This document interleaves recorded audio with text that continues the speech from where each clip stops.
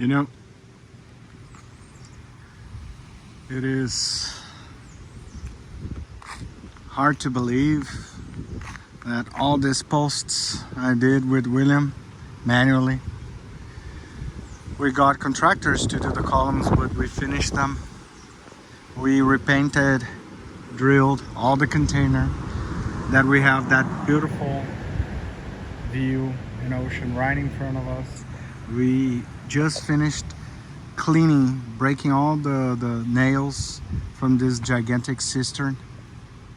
It's a dream.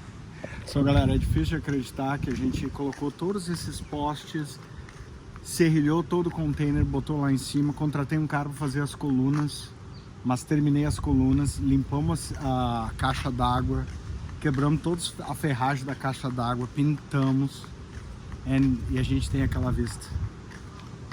Cara, é um sonho, cara.